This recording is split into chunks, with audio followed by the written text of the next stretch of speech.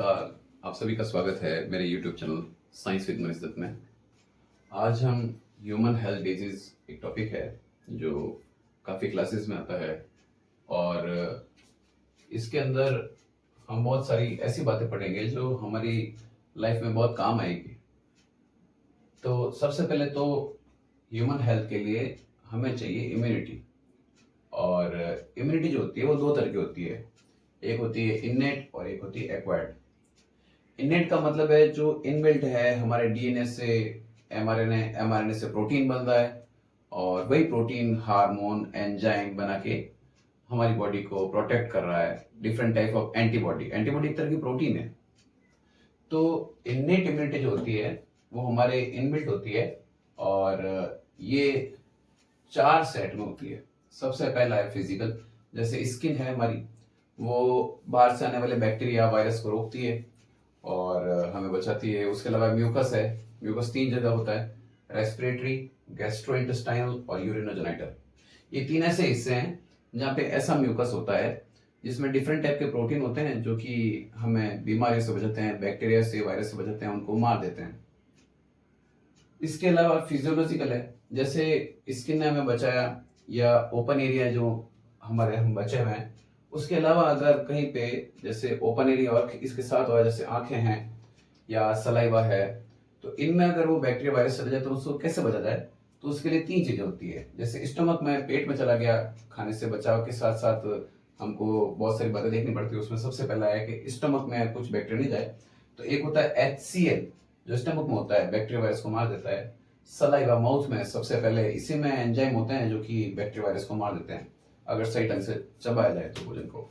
एक होता है आंखों में टीयर, तो ये रात भर काम करता है और कई बार आपने देखा होगा कि आंखों के आसपास थोड़ा मैल जम जाता है तो हम निकालते हैं, एक्चुअल में जो बैक्टीरिया है, जो गंदगी है, उसको बाहर निकालता है। तो ये भी एक हमारा फिजियोलॉजिकल टाइप का इम्यूनिटी सिस्टम है। तीसरा है सेलुलर। इसमें ऐसा होता है कि पॉलीमॉर्फिक न्यूक्लियर ल्यूकोसाइट, एक होता है PMNL, एक होता है मोनोसाइट और एक होता है लिम्फोसाइट।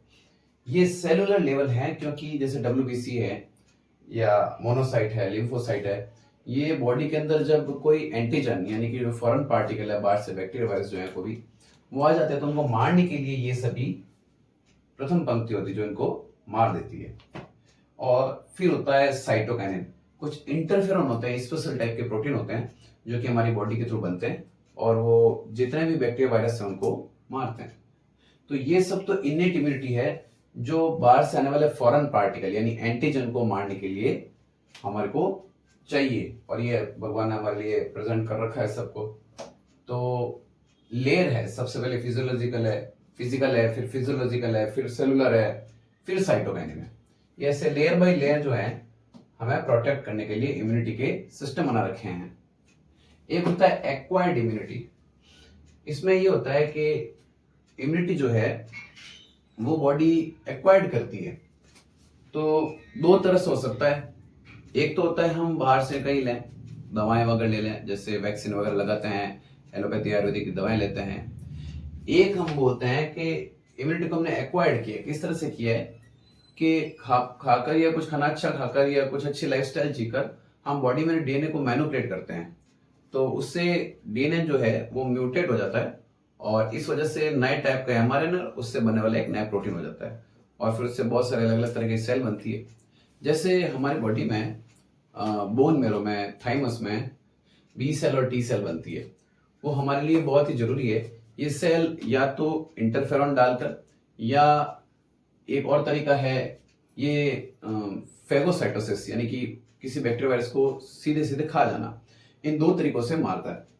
इसमें B लिम्फोसाइट और T लिम्फोसाइट जो है, उसमें B जो है वो एंटीबॉडी बनाता है। जैसे कोई एंटीजन आया तो एंटीजन जैसे ही आता है तो B लिम्फोसाइट उसको मारेगा, लेकिन ऐसा नहीं मारेगा। उसको मारने के लिए उसको पता होना चाहिए कौन से एंटीजन को मारना है, तो उसको मारने के लिए हेल्प करेगा T। तो T जो होता है वो हेल्पिंग सेल है, वो बताएगा कि भाई ये चीज गलत हो रही है आपकी बॉडी में, ये एंटीजन आ गए हैं या ये प्रोसेस गलत हो रहा है ना। जैसे ये मान ले प्रोसेस के मामले में, मान ले तो जैसे कैंसर की सेल है वो बढ़ जाती है बॉडी में, तो कैसे पता चलेगा ये कैंसर की सेल है, हालांकि वो वीक होती है फिर भी पता कैसे चले, तो T सेल बताती है। T सेल जो होती है वो खुद 3 टाइप की होती है। एक होती है हेल्पर टी सेल, एक होती है साइटोटॉक्सिक टी सेल और एक होती है मेमोरी टी सेल। इसमें जो ये साइटोटॉक्सिक टी सेल है इसको अपन CD8+ भी कहते हैं। ये कैंसर सेल को मारती है। ये खुद जो है ये बोन मैरो में बनती है और थाइमस में जाके ग्रो करती है। और अगर हम बात करें कि कैसे ये टी सेल हेल्प कर रही है, तो ये उन सेल को मारने में बहुत मदद कर रही है जो कैंसर सेल है। तो हम इसको कैसे बढ़ाएं? तो हमारी डाइट में आयरन, B12, फॉलिक एसिड और विटामिन सी, इनकी मात्रा को बढ़ाना पड़ेगा। और दूसरा है एक्सरसाइज।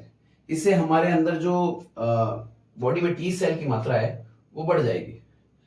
तो बोन मेरो में ये सभी चीजें चाहिए टी सेल को बनाने के लिए। तो बी सेल और टी सेल जो है वो दो तरह की इम्यूनिटी सिस्टम चलाते हैं। एक होता है सेल मीडिएटेड इम्यूनिटी और दूसरा होता है ह्यूमरल एंटीबायोटिक रेस्पॉन्स, HAR।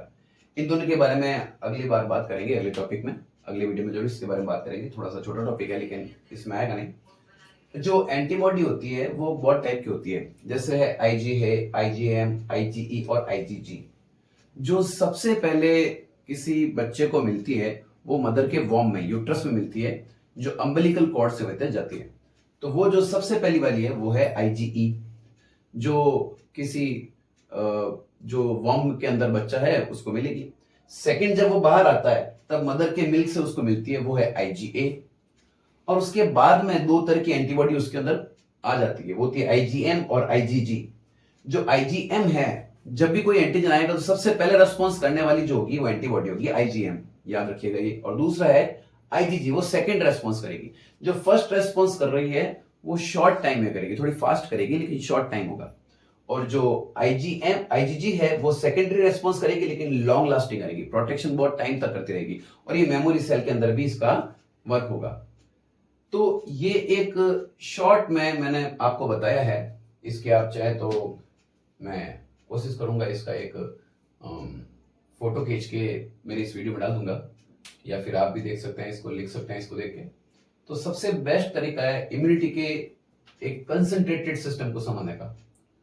इसी तरह आगे भी मैं इसके साथ ही 2 और वीडियो बनाऊंगा जो इम्यूनिटी से रिलेटेड होंगे और कुछ डिजीज से रिलेटेड होंगे, उनसे कैसे बचा जाए, है ना, उनके बारे में आपको बहुत सारी बातें बताऊंगा। तो आपका बहुत बहुत धन्यवाद। आगे भी बने रहिएगा अगले वीडियो के लिए। Thank you.